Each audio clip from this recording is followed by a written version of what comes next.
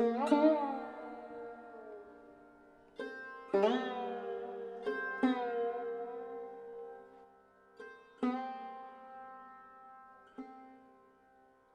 Madame Bhattacharya, quel a été votre premier contact avec l'Inde et avec le Bengale? Est-ce que vous pouvez nous dire un petit peu comment ça s'est passé? Mais avec l'Inde, ma mère s'était intéressée déjà à la philosophie indienne et hindoue, bon, et elle allait à Gretz, où il y avait un ashram, je ne sais pas s'il existe toujours, mais donc c'est comme ça que je suis entrée en rapport avec l'Inde. Parce que moi je suis une étudiante de Sciences Po, j'ai le diplôme de Sciences Po, et mon idée c'était de devenir diplomate, de passer le concours d'Orient qu'il y avait, et je voulais être diplomate pour l'Asie. Et donc je suis allée, après Sciences Po, je suis allée à l'INALCO, au Langzhou, et j'ai étudié le chinois et le hindi. À l'époque, il n'y avait pas de bengali. Donc j'ai fait ça. Et puis un an. Et là, comme j'ai rencontré Loknath Bhattacharya, qui lui venait à l'ashram, non pas parce qu'il s'intéressait à la religion ou les choses comme ça, mais parce qu'il chantait très bien les chants de Tagore, et le Swami l'invitait à venir déjeuner le dimanche pour qu'il chante, pour les gens qui étaient là. Et c'est là que je l'ai rencontré. Et c'est là que j'ai, au bout d'un temps, décidé que la meilleure chose que je pouvais faire, c'était de l'épouser et de partir en Inde. Donc, et c'est ce que j'ai fait. On peut dire donc que c'est Monsieur Loknath Bhattacharya, donc un écrivain, un poète, qui vous a fait rencontrer l'Inde et le Bengale. Alors, absolument, absolument. Parce que lui a passé une thèse à Paris en sanskrit, mais il s'intéressait beaucoup, il était écrivain, poète, etc. Et il avait étudié à Shantiniketan, du temps de Tagore même. Je crois qu'il avait à peine vu Tagore. Et donc il était très intéressé par la culture indienne et la culture bengali en particulier. Et donc en 1956, j'ai pris le bateau, lui était déjà rentré, il avait soutenu sa thèse à Paris, Sorbonne, et moi je suis partie le retrouver, et puis je me suis mariée à Delhi, et puis on est parti, voilà. Et finalement, au-delà de la rencontre avec votre mari, qu'est-ce qui vous a plu dans la culture et dans la langue bengali lorsque vous avez connu cette culture et cette langue? Mais cette langue m'a plu parce qu'il y avait écrit en bengali des textes qui m'intéressaient. Et donc, tout de suite, j'ai commencé à apprendre, à parler, mais je n'ai suivi aucun cours. C'est vraiment avec mon mari que j'ai appris le bengali. Mais lui était savant en sanskrit et donc en bengali aussi, et il était capable de m'expliquer certaines règles et ça. Et j'ai beaucoup aimé cette langue parce qu'elle sonnait bien à mon oreille et parce qu'il y avait des textes très intéressants, en particulier Tagore, mais très vite je me suis intéressée à la littérature pré-moderne du Bengale. Et je me suis inscrite pour une maîtrise en bengali, et j'ai travaillé déjà là sur les Mongols Kabbo.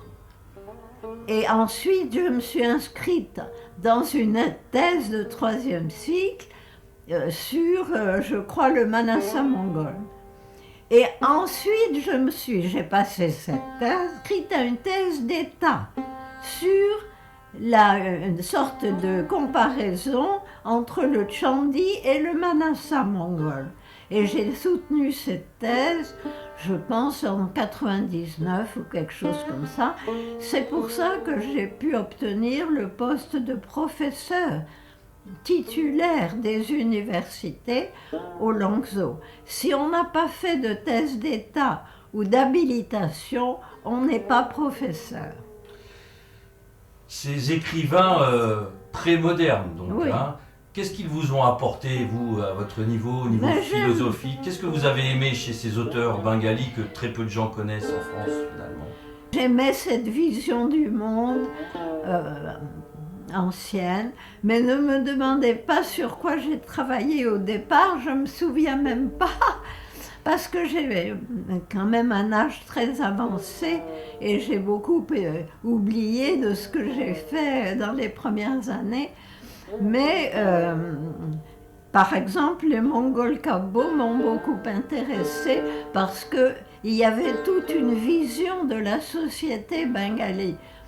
C'était pas tellement les histoires de la déesse Manasa ou de la déesse Chandi qui m'intéressaient énormément, c'était tout ce que ces textes donnaient à voir de la vie bengali. Aussi bien la vie de famille, la cuisine, les plantes, la nature, tout ça est dans les Mongols Kabo. Donc c'est ça qui m'intéressait, plus que l'histoire mythologique, qui, bon, voilà. Justement, la mythologie hindoue, c'est pas quelque chose qui vous a... Non, la philosophie védantique m'a intéressée, mais les histoires de déesses et de dieux, je les ai appréciées comme des histoires, mais elles ne m'ont pas impressionnée en tant que religion. Non. D'accord. Je ne crois pas dans les dieux et les déesses hindous. Non. La langue bengali, c'est une langue facile. Vous disiez tout à l'heure les sonorités vous plaisaient. Qu'est-ce qui vous plaisait dans cette... Est-ce que c'est une langue difficile à apprendre? Non, pas particulièrement difficile. Moins difficile que le chinois, certainement, ou le japonais. Mais elle n'est pas plus difficile que le hindi. Elle ressemble au hindi, mais pour moi, elle a plus de rapport avec la littérature, avec la culture de l'Inde en général, que le hindi. Le hindi m'ennuie un peu. Alors, justement... Même si je l'ai étudié, et si vivant 22 ans en Inde et 16 ans à peu près à Delhi, je connais le hindi un peu. Mais je ne l'ai pas... Après mon année seulement au Langso, je n'ai pas continué à travailler le hindi, non. J'ai tout de suite je me suis branchée sur le bengali et j'y ai eu beaucoup de satisfaction. Tout en habitant à Delhi à l'époque? Oui, parce que nous étions dans un milieu bengali. Il faut dire, à Delhi, il y avait beaucoup de bengalis et les films de Satyajit Ray aussi étaient à l'époque très importants pour diffuser la culture bengali. À part Tagore, Satyajit Ray était numéro 2, je dirais. Justement, Tagore, pour vous, qui est-il? Qu'est-ce qu'il vous a apporté, Tagore? Tagore est un poète, d'accord? C'est un romancier, j'ai traduit plusieurs de ses romans, et c'est aussi un intellectuel. Et je dois dire que on peut dire « Ah, Tagore, on a marre, on en a assez de Tagore », mais chaque fois qu'on retourne à Tagore pour voir ce qu'il a pensé sur telle ou telle chose, on est frappé par l'intelligence, la perspicacité de cet homme et la largeur de vue de cet homme. C'est vraiment un être exceptionnel. Et il n'y en a pas un autre en Inde à qui on peut le comparer, à ma connaissance. Vous diriez que Tagore était visionnaire par rapport aujourd'hui aux problèmes d'écologie dont on parle aujourd'hui? Oui, dans presque tous les domaines. Et c'est un homme qui n'avait aucun, comment dirais-je, qui n'était pas enfermé dans quoi que ce soit le Bengale ou même l'Inde. Non, il avait une vision beaucoup plus large. Et ça m'a beaucoup plu. Une vision universelle. Voilà. Et puis j'aime beaucoup ses nouvelles aussi. Les nouvelles de Tagore me paraissent d'excellentes nouvelles. Alors, revenons un tout petit peu à la langue bengali pour les gens qui ne connaissent pas cette langue, Oui. malgré qu'elle soit parlée par plusieurs centaines de millions de personnes Oui. au Bengale et au Bangladesh, Bengale occidental et au Bangladesh. Est-ce que, sans faire un cours magistral, entre guillemets, quelle est cette langue? D'où elle vient? Qu'est-ce qu'on peut dire sur cette langue? Mais cette langue vient directement du sanskrit. Elle n'a pas... Il y a quelques mots arabes, persans qui se sont introduits à partir du moment où les musulmans sont arrivés au Bengale et ont converti beaucoup de gens. Mais malgré tout, c'est une langue qui est indo-européenne, comme on dit, comme le hindi d'ailleurs, mais c'est une langue qui a un nombre extrêmement important de mots sanscrits. Et la grammaire du bengali n'est pas très compliquée et elle s'enseigne relativement facilement et elle se parle aussi avec plaisir et elle est très, comment dirais-je, elle est très agréable à parler. Et si j'ai des occasions, je saisis les occasions encore aujourd'hui. Mais bon, là, on ne va pas faire l'interview en bengali, malheureusement. Et pourquoi pas, comment la tienne? Deki, Dekim. Korajai. Voilà, il y a... J'ai lu qu'il y avait deux langues bengali, une langue un petit peu classique, qui était assez ancienne, on va dire, et puis une langue qui était plus moderne, qui a été aussi adaptée par Tagore, je crois. Oui, Est-ce que vous pouvez nous en dire plus un petit peu sur ces deux langues? Bhodro, oui. Voilà. Il y a, si on veut, il y a le Shadu Bhasha. Shadu Bhasha. Ça, c'est la langue cultivée, la langue qu'on écrit. On n'écrit pas le Cholit Bhasha, qui est la langue essentiellement que l'on parle. Et évidemment, le Shadu Bhasha, la langue cultivée, elle est dérivée entièrement du sanskrit. Tout le vocabulaire est sanskrit, on peut dire. Mais la langue parlée a transformé les mots, les a modifiés, et puis quelquefois a accepté des mots qui viennent d'ailleurs. Quels sont les auteurs bengalis donc, que vous avez traduits et lesquels avez-vous particulièrement appréciés et aimés?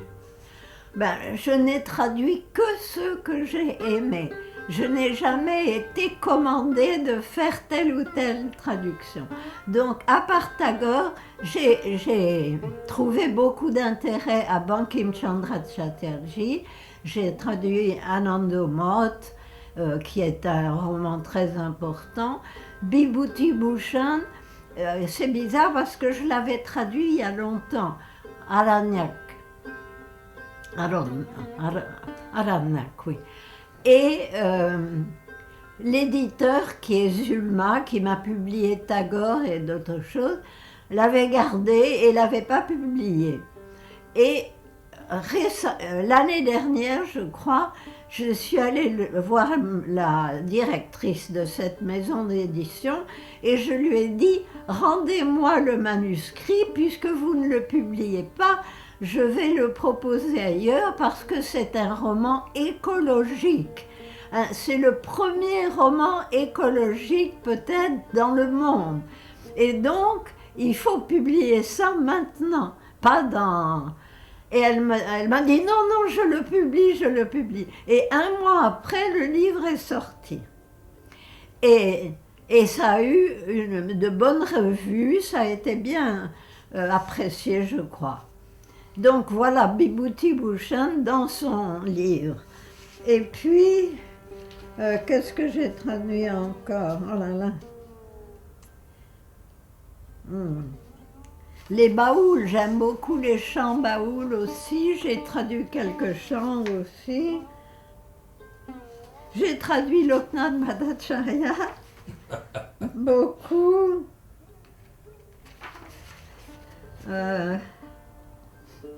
Oui, j'ai traduit des chants de Lalon Fakir. Lalon Fakir. C'est sorti un bouquin chez Fata Morgana qui maintenant peut-être n'existe plus.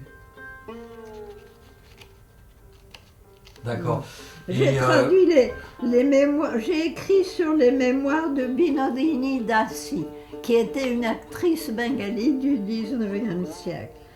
Et voilà, je vois pas. Oui, Tara Shankar aussi. Tara Shankar. Tara Shankar Banerjee, j'ai traduit. Je ne me rappelle plus quel est le titre bengali. Mais le chant de la poitrine fendue. J'ai traduit en bengali, et voilà. Et donc ce sont tous des écrivains que vous avez choisi de traduire, Oui. qui vous ont beaucoup apporté à vous personnellement, Ben, dans votre vie. Ben, j'aime bien traduire. Je pense que c'est une opération intellectuelle intéressante pour le traducteur, en dehors du fait qu'il pense que ça va intéresser sa traduction intéressera quelques personnes. Sinon, on ne le fait pas. Mais en tant qu'opération intellectuelle, c'est intéressant. Et maintenant, avec l'âge que j'ai et les difficultés mémorielles que j'ai, je continue à traduire, mais avec aucun espoir, pas du tout pour publier, mais pour m'exercer. Et je traduis Kashiram Das. Vous savez que c'est l'auteur d'un Mahabharata bengali du fin XVIe siècle. Kashiram Das est le plus connu de tous ceux qui ont écrit des Mahabharata en bengali. Madame Bhattacharya, parlez-nous maintenant de votre expérience à l'INALCO, l'enseignement, la relation que vous avez eue avec les élèves. Comment ça s'est passé alors à l'INALCO? Qu'est-ce qui fait... Il n'y avait jamais beaucoup d'élèves en bengali parce que c'était une entreprise qui n'avait d'intérêt que personnel. On ne pouvait pas prétendre à avoir un job, un travail en ayant fait du bengali. Avec le hindi, peut-être, mais avec le bengali, non. Et donc, il y avait une dizaine d'élèves, je crois me rappeler. Mais il y a longtemps que j'ai pris ma retraite et donc je l'ai pris comme à 65 ans et maintenant j'en ai beaucoup plus. Donc, mais j'aimais bien faire ça et j'ai fait une méthode avec un garçon qui était mon répétiteur, Das Gupta, qui était très bien, et on a fait une méthode et je ne sais pas du tout si Philippe s'en sert ou non, ça n'a aucune importance, mais ça a été publié et j'avais plaisir à enseigner le bengali. J'avais plaisir, ça ne me coûtait pas, et voilà. Et justement, la langue bengali, c'est un peu l'objet de notre discussion. Pourquoi finalement un certain public francophone, peut-être amoureux de l'Inde, il s'intéresse à cette langue? Pourquoi finalement on s'ouvre à la langue bengali? Est-ce que c'est pas à travers la langue elle-même, à travers les écrivains que vous avez pu faire connaître? Il y a différents types de raisons. Il y a d'abord une raison personnelle, qui était la mienne au départ. Quand on a une relation avec quelqu'un qui est un locuteur bengali, on essaie d'apprendre le bengali. C'est pas tout le monde, mais quelques personnes. Et d'autre part, une raison linguistique, parce que c'est une langue qui a une personnalité et qui est riche au point de vue du vocabulaire et donc même en tant que langue, elle apporte quelque chose à un linguiste, par exemple. Mais ensuite, il y a les raisons littéraires parce qu'il y a eu des des hommes qui ont écrit des textes intéressants, importants dans cette langue. Et il y a même eu un cinéaste qui a fait des films en faisant parler ses personnages dans cette langue.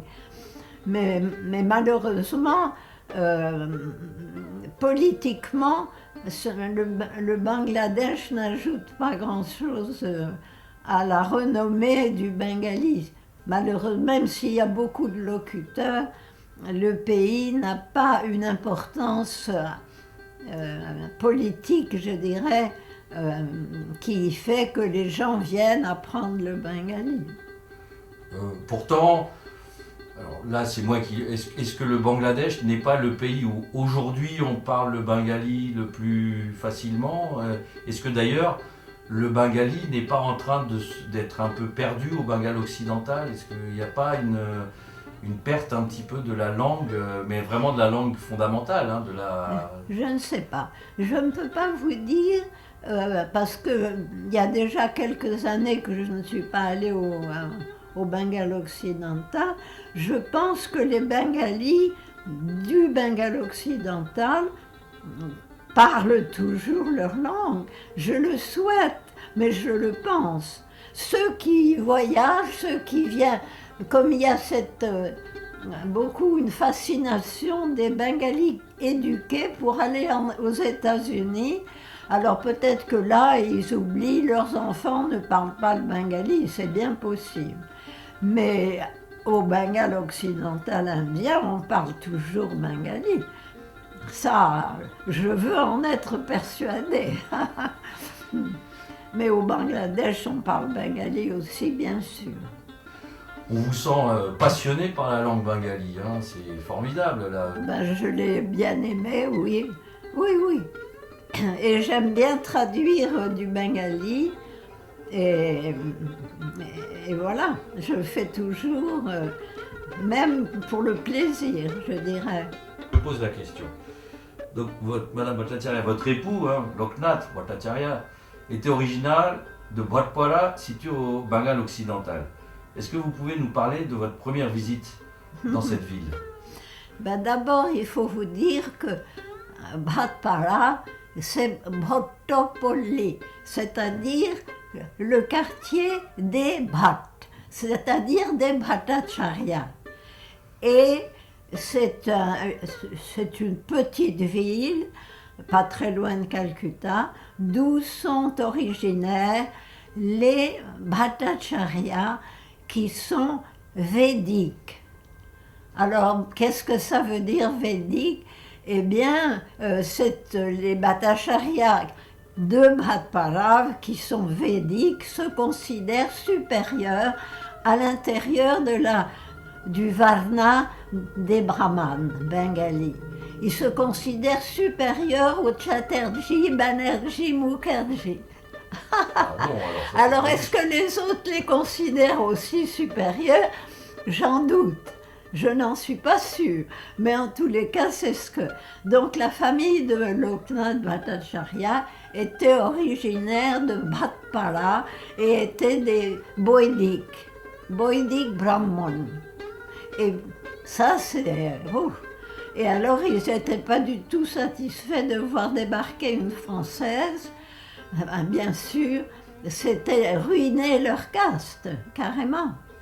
Mais ils ont été quand même la famille, le père, qui était un grand savant sanskritiste, professeur à l'université de Calcutta de sanskrit, donc qui a publié des livres, etc. Donc pour lui, c'était pas très agréable d'avoir tout d'un coup cette Française qui... Mais la mère de Loknath, qui était une femme très pieuse, et ils étaient extrêmement rigoureux dans leurs observances. Mais ils ont quand même été sympathiques avec moi. Et je n'entrais pas dans la cuisine, je ne touchais pas les choses de la nourriture et tout ça. Mais ça m'était complètement égal parce que je n'aime pas faire la cuisine, je ne l'ai jamais faite. Et donc ça me plaisait plutôt. Vous pouvez nous rappeler, c'est à quel moment vous l'avez dit tout à l'heure, mais nous rappeler à quelle année peut-être même, quel âge vous aviez lorsque vous avez été la première fois en Inde, au Bengale? Oui. Vous pouvez nous rappeler Mais oui. dès que je suis allée en Inde, je suis allée au Bengale Ouais. en 1956. Et, et je pense que je suis allée à Bhatpara, mais je ne me rappelle pas la date de cette visite. Mais il y avait la maison de famille des Bhattacharya de la famille de Loknath, mais il y avait beaucoup d'autres Bhattacharya à Bhatpara. Est-ce qu'aujourd'hui, vous avez encore un rapport et un contact direct avec le Bengale, avec l'Inde? Est-ce que vous entretenez encore des Mais j'ai eu une correspondances? belle-sœur encore. Mais,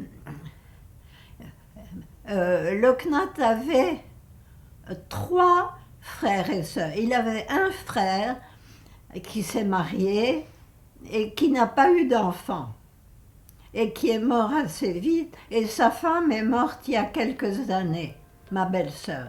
Elle s'appelait Uttora, mais elle n'était pas Bhattacharya. Elle était Chatterjee ou Mukherjee. Donc c'était pas non plus la règle. Et ensuite, il y avait une sœur aînée, beaucoup plus âgée même que Loknath, qui a eu 10 enfants et qui, elle, avait épousé un Bhattacharya correct. Et ces 10 enfants, il y en a beaucoup qui sont morts déjà, sur les 10. Malheureusement, à ma connaissance, ils n'utilisent pas Internet, je n'ai pas de rapport avec eux maintenant.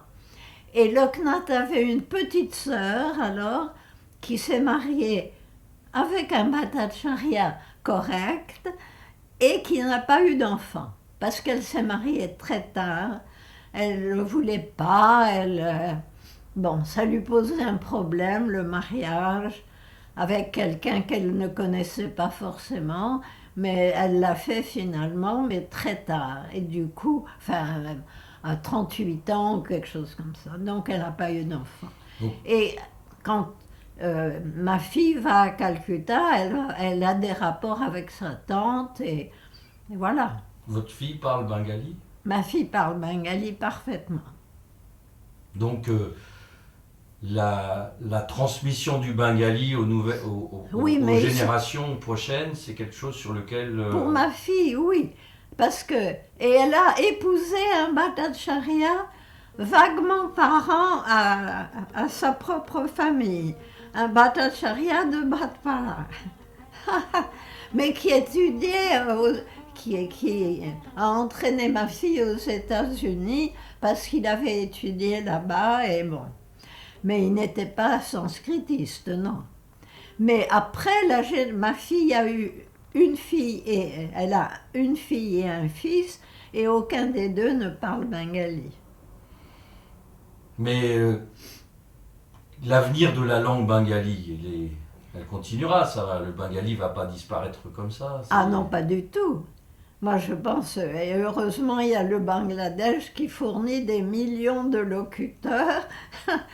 Et même au Bengale occidental, je ne vois pas que le bengali disparaisse. Aujourd'hui, votre rapport avec la langue bengali et le Bengale, c'est donc la traduction des livres. Oui, vous continuez à traduire ces livres. Oui, ce n'est pas la conversation, non. Je n'ai pas l'occasion. Peut-être, si vous le souhaitez, peut-être vous pouvez nous dire 2-3 mots en bengali pour কি বলবো তোমাকে? আপনি যে কোনো একটা কিছু বলার নেই। কিছু বলার নেই। অনেকটা না, বলেছেন অনেক তো। কথা বলেছি, এখন আমি আর কি বলবো, মানে বলার আর কিছু নেই। আমি আর শেখাই না কাউকে, আমি বই পড়ি, কিন্তু নতুন বই আমার কাছে আসে না, ফলে পুরনো বই আবার পড়ি, 2 বার 3 বার et chante.